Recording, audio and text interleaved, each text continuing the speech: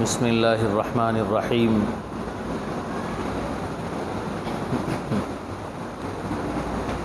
الحمد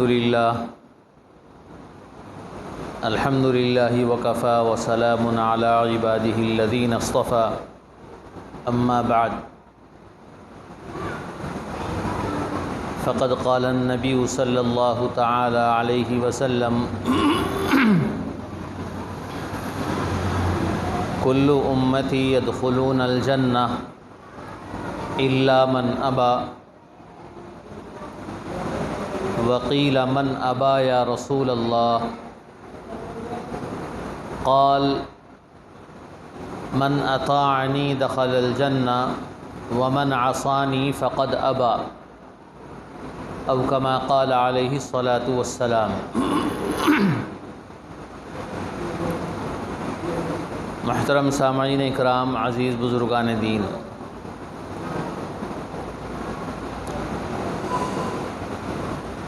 بخاری شریف میں نبی کریم صلی اللہ علیہ وسلم کی ایک حدیث پاک ہے، اور وہ بڑی مشہور حدیث ہے۔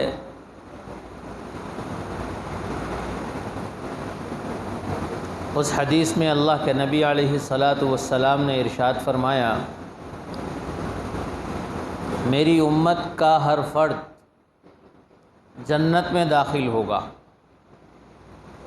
میری امت کا ہر فرد جنت میں داخل ہوگا سوائے اس شخص کے جس نے انکار کیا۔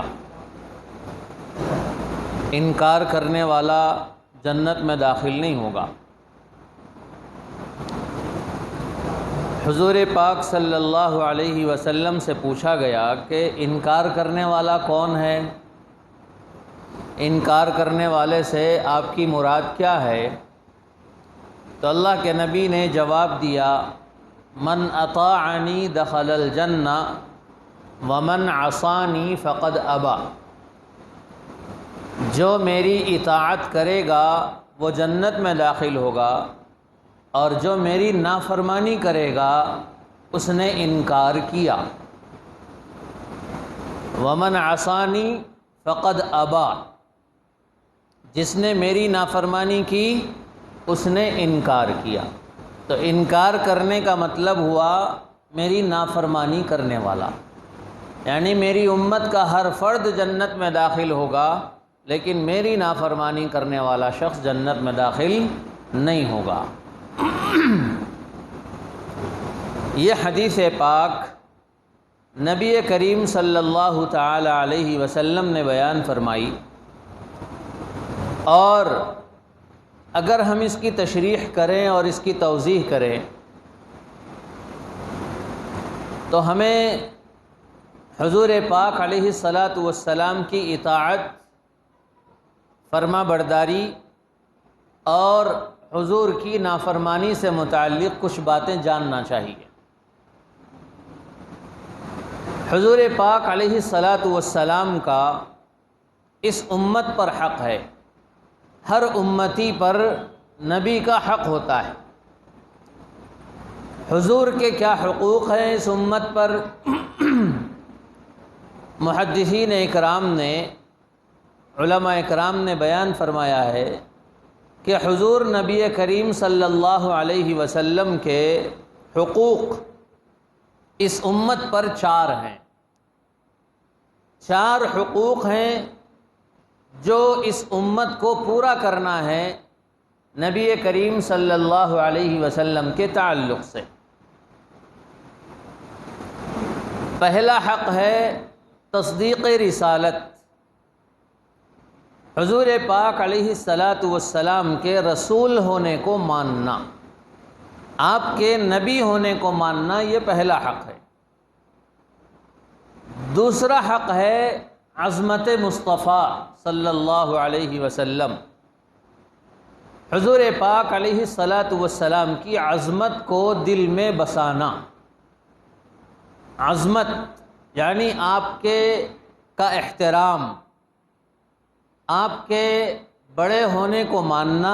ایک تو نبی ہونے کو ماننا ہے، اور ساتھ ساتھ آپ کا احترام بھی کرنا ہے، آپ کے بڑے ہونے کو بھی تسلیم کرنا ہے۔ تیسرا حق ہے حضور پاک علیہ الصلاۃ والسلام سے محبت کرنا۔ چوتھا حق ہے حضور پاک علیہ الصلاۃ والسلام کی اطاعت کرنا۔ رسالت، عظمت، محبت، اطاعت، یہ چار حقوق ہیں نبی کریم صلی اللہ علیہ وسلم کے، جو اس امت کے ہر فرد پہ لازم ہیں، ہر فرد پر لازم۔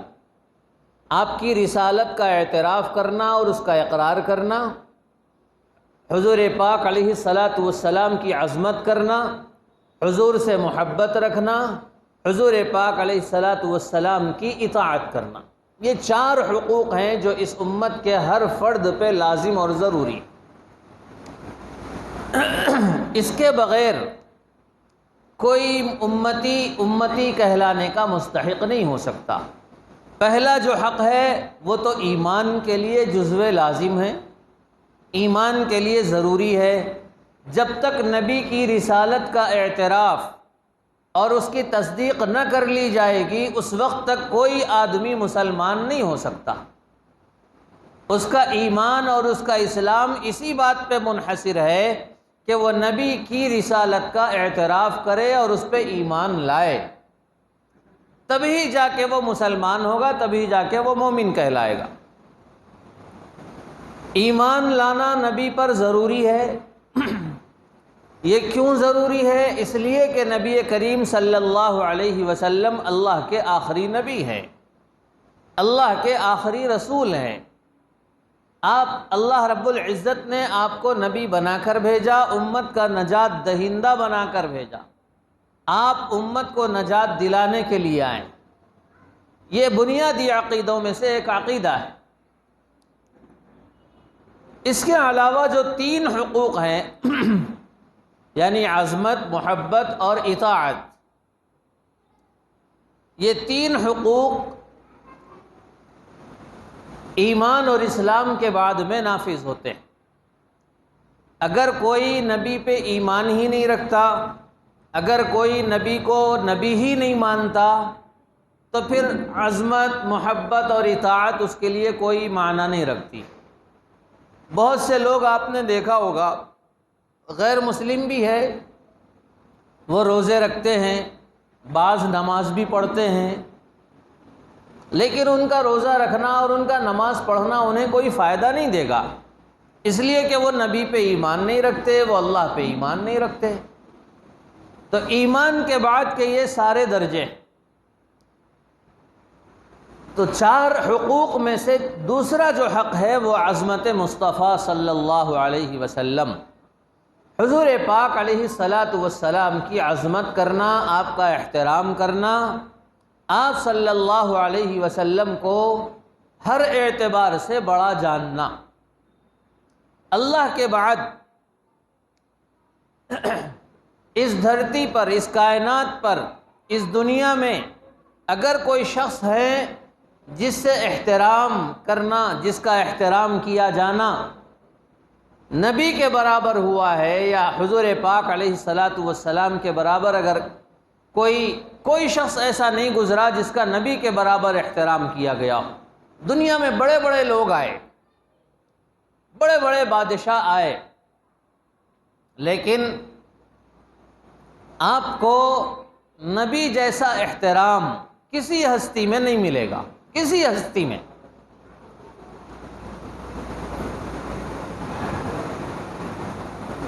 حضور نبی کریم صلی اللہ علیہ وسلم کے لیے صحابہ نے اپنا سب کچھ لٹا دیا، ایسا احترام صحابہ کے دل میں تھا، اور یہ سارے صحابہ کے دل میں، کوئی ایک آدھ نہیں، سارے صحابہ کے دل میں نبی کا احترام ان کے دلوں میں بسا ہوا تھا۔ نبی کی ایک ایک ادا کو محفوظ رکھا گیا۔ دنیا میں آپ دیکھ لیجئے، نبی کے علاوہ اور بہت سے نبی بھی گزرے ہیں، حضرت آدم سے لے کر حضرت عیسیٰ علیہ السلام تک، لیکن ان سارے نبیوں کی ہستیاں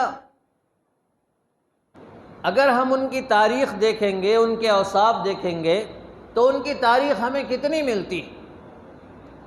کیا ہمیں پتہ چلتا ہے کہ فلاں نبی کیا کھاتے تھے، فلاں نبی کیسے بیٹھتے تھے، فلاں نبی کیسے سوتے تھے، ان کی پسند کیا تھی، ان کے بال کیسے تھے، ان کی ناک کیسی تھی، ان کے کان کیسے تھے، ان کے ہونٹ کیسے تھے؟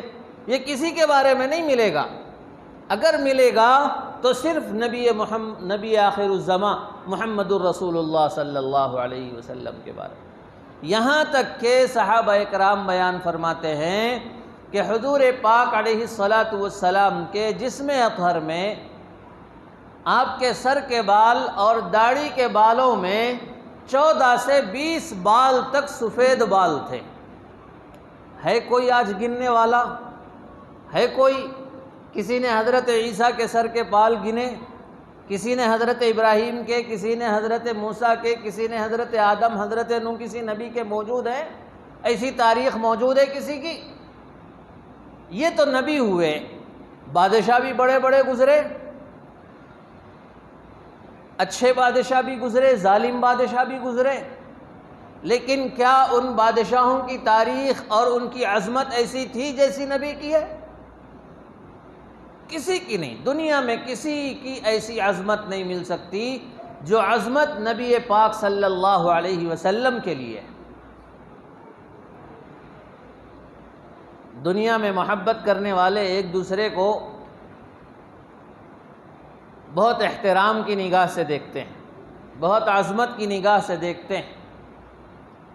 ماں اپنے بیٹے سے محبت کرتی ہے، اپنی اولاد سے محبت کرتی ہے، چاہے وہ بیٹا ہو چاہے بیٹی ہو، چاہے وہ بیٹا ہو چاہے بیٹی ہو، لیکن جو ماں اپنی اولاد سے محبت کرتی ہے، آپ نے دیکھا ہوگا وہ ماں اپنی اولاد کا جھوٹا بھی کھاتی ہے۔ بچہ کھانا ملا کے چھوڑ دیتا ہے، چھوٹی بچی کھانا ملا کے چھوڑ دیتی ہے۔ باپ تو بہت کم کھاتا ہے، وہ شاید ہی کوئی باپ ہوگا جو کھائے گا۔ ماں وہ پلیٹ اٹھاتی ہے، اس بچے کا بچا ہوا کھانا، چھوڑا ہوا کھانا، جھوٹا کھانا ماں کھا لیتی ہے۔ دودھ بچا ہوا ہے ماں پی لیتی ہے، پانی بچا ہوا ہے ماں پی لیتی ہے۔ لیکن اگر کوئی بچہ تھوک دے تو کیا وہ تھوک ماں چاٹتی ہے؟ بتائیے۔ ہاں، پیار کرتے وقت میں، اسے بوسہ دیتے وقت میں ماں اپنے بیٹے کے ہونٹ چوسے گی، اپنی بیٹی کے ہونٹ چوسے گی محبت میں، اس وقت اگر تھوک چلا جائے پیٹ میں تو چلا جائے، لیکن اگر کوئی بچہ اگر تھوک دے تو کیا اس تھوک کو ماں چاٹتی ہے؟ نہیں۔ لیکن قربان جائیں صحابہ اکرام پر، قربان جائیں نبی اکرم صلی اللہ تعالی علیہ وسلم پر، اگر نبی پاک صلی اللہ علیہ وسلم کہیں تھوک دے تو صحابہ اس تھوک کو یعنی ہاتھ میں اٹھانے کے لیے تیار ہوا کرتے تھے۔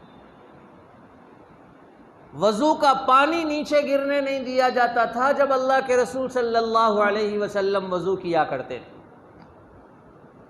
یہ ہے عظمت، یہ ہے احترام نبی کا۔ جب حضور پاک علیہ الصلاۃ والسلام وضو کیا کرتے تھے، صحابہ ہاتھوں میں ایسے پانی لے لیا کرتے تھے، ہاتھوں میں لے کے کوئی سر کو لگا رہا ہے، کوئی اپنے چہرے سے پوچھ رہا ہے، کوئی اپنے جسم سے پوچھ رہا ہے۔ یہ اور آپ کو ایک حکمت، ایک بات بتاؤں، نبی کریم صلی اللہ علیہ وسلم استنجا کے لیے جاتے تھے تو آپ کا معجزہ یہ ہے کہ نبی کریم صلی اللہ علیہ وسلم کے استنجا جانے کے بعد اللہ کی طرف سے زمین کو یہ حکم تھا کہ جہاں آپ کی گندگی گرتی تھی زمین اسے نگل لیا کرتی تھی، زمین اسے نگل لیا کر، زمین ایسے پھٹتی تھی اور گندگی اندر چلی جاتی تھی، غائب ہو جاتی تھی۔ اس میں علماء نے حکمت بیان کی کہ حضور پاک علیہ الصلاۃ والسلام کے ایسے عاشق صحابہ تھے ایسے دیوانے صحابہ تھے کہ اگر ان کو موقع مل جاتا تو وہ گندگی بھی اٹھا لیتے تھے. اس لیے اللہ تعالیٰ نے یہ معجزہ آپ کے ساتھ خاص کر دیا کہ جہاں آپ بیٹھتے تھے زمین شق ہوتی تھی اور وہ گندگی ختم ہو جاتی تھی، غائب ہو جاتی. یہ عشق تھا. ایک مرتبہ ایک صحابی رضی اللہ تعالی عنہ کو اللہ کے نبی نے کوئی چیز دی، کوئی پیالہ، اس کے اندر حضور پاک علیہ الصلاۃ والسلام کا خون گرا ہوا تھا. بھئی دیکھیے، خون تو ناپاک چیز ہے، چاہے وہ کسی کا ہو، چاہے وہ کسی کا ہو، خون تو ناپاک ہے. وہ صحابی سے اللہ کے نبی نے فرمایا کہ لے جاؤ اور کہیں دور زمین میں اسے ڈال دو. وہ صحابی گئے، پھر کچھ دیر کے بعد واپس آئے. اللہ کے نبی علیہ الصلاۃ والسلام نے پوچھا، اچھا میں نے جو چیز تمہیں دی تھی کیا کیا؟ ان صحابی نے کہا کہ میں نے اس کو ایسی جگہ ڈال دیا ہے کہ کوئی اس کو کھندل نہیں سکتا، کوئی اس پہ قدم نہیں رکھ سکتا. ایسی جگہ میں نے اس کو ڈال دیا ہے. اللہ کے نبی سمجھ گئے. اللہ کے نبی سمجھ گئے اور کہا، میرا خون جو تم نے پی لیا ہے اگرچہ یہ تمہارے لیے جائز نہیں، لیکن اس بات کی گواہی ہے کہ اب تمہیں جہنم کی آگ نہیں جلا سکتی. اب تمہیں جہنم کی آگ. وہ صحابی انہوں نے کیا کیا؟ وہ گئے اور اس کے بعد ان سے رہا نہیں گیا. وہ اللہ کے نبی کا خون انہوں نے دیکھا تو پی لیا. انہوں نے یہ ہے عظمت رسول، یہ ہے عظمت مصطفیٰ، یہ ہے عظمت مصطفیٰ صلی اللہ علیہ وسلم. نبی کا دوسرا حق ہے اللہ کے رسول کی عظمت اور ان کا احترام. ایسے ہزاروں قصے موجود ہیں، ہزاروں قصے جس میں اللہ کے نبی علیہ الصلاۃ والسلام کی عظمت کے قصے ہیں. دشمنان دین، دشمنان اسلام بھی جب دیکھتے تھے کہ صحابہ ایسے دیوانہ وار رسول کے لیے مر رہے ہیں، نبی کے لیے مر رہے ہیں، تو وہ پریشان ہوتے تھے کہ بھئی ایسی ہے کیا چیز کہ جو انسان اپنے آپ کو ان کے لیے لٹا رہا ہے. میرے دوستو، یہ عظمت مصطفیٰ کو ختم کرنے کی آج پوری دنیا میں کوشش ہے. پوری دنیا میں کوئی ہمارے ماں باپ کو گالی دے ہم برداشت کر سکتے ہیں، لیکن اگر کوئی نبی کو گالی دے دے کیا ہم برداشت کر سکتے ہیں؟ لیکن آج لوگ کرنے لگے ہیں. آج لوگ کرنے لگے ہیں. نبی کے کارٹون بنائے جاتے ہیں لیکن ہمارے اندر وہ غیرت نہیں جاگتی. نبی کا مذاق اڑایا جاتا ہے لیکن ہمارے اندر وہ غیرت نہیں جاگتی. نبی کی محبت کرنے والے خود نبی کا مذاق اڑاتے ہیں، ہمارے اندر وہ غیرت نہیں جاگتی. کیوں؟ اس لیے کہ شیطان ایسے راستے سے ہمارے دلوں میں داخل ہوتا ہے کہ ہمیں پتہ تک نہیں چلتا، ہمیں احساس تک نہیں ہوتا کہ ہم نبی کا احترام کر رہے ہیں یا نعوذ باللہ نبی کے ساتھ بے ادبی کر رہے ہیں. علماء نے حکم دیا جب آپ مدینہ منورہ جائیں اور سرکار مدینہ صلی اللہ علیہ وسلم کے روضہ اقدس پر سلام کے لیے ٹھہریں تو علماء فرماتے ہیں کہ جتنی دیر تمہارا دل اور تمہارا دماغ جتنی دیر اللہ کے نبی کی طرف متوجہ رہ سکتا ہے اتنی ہی دیر وہاں ٹھہرو بس. اگر تمہارا دل متوجہ نہیں ہے، تمہارا دماغ متوجہ نہیں ہے، تو پھر اس جگہ سے وہاں ہٹ جاؤ. اس لیے کہ وہاں ٹھہر کے اگر تم دوسری طرف دل لگاؤ گے تو یہ نبی کی بے ادبی ہے، یہ نبی کی شان میں گستاخی ہے. اس لیے علماء نے لکھا کہ سلام پیش کرتے وقت میں جتنا دل تمہارا متوجہ ہے، جتنی دیر تم ان کی طرف متوجہ ہو نبی کی طرف، اتنی ہی دیر ٹھہرو. لیکن آج کیا ہوتا ہے؟ لوگ ٹھہر رہے ہیں، سیلفی لے رہے ہیں، روزے کی جالیوں کو ہاتھ رکھ کر، روزے کی جالیوں کو چومتے ہوئے کوئی سیلفی لے رہا ہے، کوئی فوٹو لے رہا ہے، کوئی کچھ کر رہا ہے. یہ ہے عظمت. آج لوگوں نے اس کو عظمت بنا لیا. میرے دوستو، نبی کی عظمت کا تقاضا یہ ہے کہ اگر نبی کا نام آ جائے تو میرے دوستو ہماری زبان سے فوری درود نکلنا چاہیے. جب جب نبی کا نام آئے صلی اللہ علیہ وسلم ہماری زبان سے نکلے، صلی اللہ علیہ وسلم، جب جب نبی کا نام آئے۔ اور مسئلہ بھی ہے کہ جب نبی کا نام آ جائے، اگر کسی مجلس میں بیٹھے ہوئے ہیں، جیسے ہم یہاں بیٹھے ہوئے ہیں، ایک نہیں کئی بار نبی کا نام آتا ہے، پہلی مرتبہ اگر نبی کا نام آئے تو درود پڑھنا واجب ہے، درود پڑھنا واجب ہے، نہیں پڑھیں گے تو گنہگار ہوں گے۔ اس کے بعد درود پڑھنا مستحب ہے، اگر پڑھیں گے ثواب ملے گا، نہیں پڑھیں گے کوئی گناہ نہیں ہوگا۔ لیکن ہر مرتبہ ہر نام پہ درود پڑھنا چاہیے۔ یہ ہے نبی پاک صلی اللہ علیہ وسلم کی عظمت۔ ایک مرتبہ حضرت مولانا مفتی کفایت اللہ دہلوی رحمۃ اللہ علیہ، بہت بڑے بزرگ گزرے، دلی میں جامعہ امینیہ کے نام سے ایک بڑا مدرسہ تھا۔ اس زمانے میں، انگریزوں کے زمانے میں بھی بڑا مدرسہ تھا، جامعہ امینیہ۔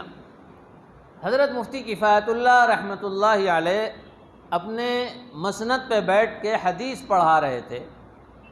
آپ کے شاگردوں میں ایک شاگرد کا نام تھا عبدالحق، ایک شاگرد کا نام تھا عبدالحق۔ روزانہ کے معمول کے مطابق وہ آئے، اپنے مسند پہ بیٹھے اور حدیث پڑھانے لگے۔ شاگرد نے کہا کہ حضرت میں نے رات ایک خواب دیکھا ہے، میں نے رات ایک خواب دیکھا ہے، اگر آپ کی اجازت ہو تو میں سنانا چاہتا ہوں، وہ خواب بیان کرنا چاہتا ہوں۔ تو مفتی صاحب نے کہا کہ ٹھیک ہے، بیان کیجئے۔ تو عبدالحق نے، جو ان کا شاگرد تھا، اس نے خواب بیان کیا کہ دیکھیے میں یہاں اسی جگہ بیٹھا ہوا ہوں اور نبی پاک صلی اللہ علیہ وسلم آپ جہاں بیٹھے ہوئے ہیں اس مسند پہ تشریف فرما ہیں اور حدیث پڑھا رہے ہیں، میں نے ایسا خواب دیکھا ہے، اور اللہ کے نبی کا نورانی چہرہ تھا اور آپ کی داڑھی مبارک بالکل سفید نظر آ رہی تھی۔ تو مفتی کفایت اللہ صاحب نے کہا اچھا تم قسم کھا کے کہو کہ کیا واقعی تم نے یہ خواب دیکھا ہے؟ تو اس بچے عبدالحق نے کہا کہ ہاں بالکل، میں اللہ کی قسم کھا کے کہتا ہوں کہ میں نے سچ مچ یہ خواب دیکھا ہے۔ تو حضرت مفتی کفایت اللہ کا حال یہ تھا کہ اسی وقت وہ مسند سے اٹھ گئے، اس جگہ سے اٹھ گئے، اور اس کے بعد کہا کہ تم نے جو خواب دیکھا وہ صحیح دیکھا، لیکن ایک بات میں تمہیں بتانا چاہتا ہوں کہ تم نے حضور پاک علیہ السلام کی داڑھی مبارک کو سفید دیکھا ہے، حالانکہ یہ سفید نہیں تھی داڑھی۔ آپ کو میں نے ابھی تھوڑی دیر پہلے بتایا، اللہ کے نبی کے سر اور بال میں 14 سے 20 بال سفید تھے، بس اس سے زیادہ بال سفید نہیں ہوئے تھے۔ تو حضرت مفتی کفایت اللہ صاحب نے کہا کہ تم نے جو داڑھی سفید دیکھی یہ تمہارے ایمان کے کمزور ہونے کی علامت ہے، ورنہ اللہ کے نبی کی داڑھی سیاہ تھی، کالی تھی۔ اس کے بعد حضرت مفتی صاحب اپنے جگہ سے اٹھے اور زندگی بھر کبھی اس جگہ پہ نہیں بیٹھے، اس لیے نہیں بیٹھے کہ تم نے میرے نبی کو اس جگہ بیٹھے ہوئے دیکھا تو اب میں اس جگہ پہ دوبارہ نہیں بیٹھ سکتا۔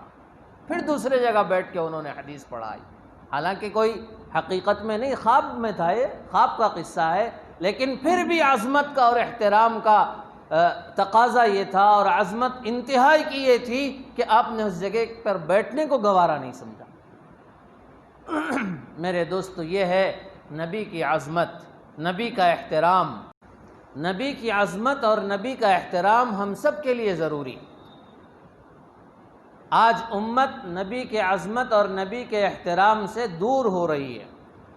آج لوگوں کا تو احترام کر رہے ہیں، بڑے بڑے مالداروں کا لوگ احترام کر رہے ہیں، منسٹروں کا، لیڈروں کا احترام ہو رہا ہے، لیکن نبی کا احترام نہیں ہے ہمارے پاس۔ نبی کا احترام ہم نے برباد کر دیا، ہم نے ختم کر دیا۔ میرے دوستو، نبی کے اس امت پہ 4 حق ہے۔ پہلا حق تصدیق رسالت، نبی پاک صلی اللہ علیہ وسلم کے رسول ہونے کو ماننا، اور دوسرا حق ہے نبی پاک صلی اللہ علیہ وسلم کی عظمت اور ان کا احترام کرنا۔ آپ کو آپ کے بڑے ہونے کا احساس دل میں پیدا کرنا اور اس کو تسلیم کرنا. پوری دنیا میں سب سے زیادہ قابل عظمت آپ کو ماننا اللہ کے بعد. یہ دوسرا حق.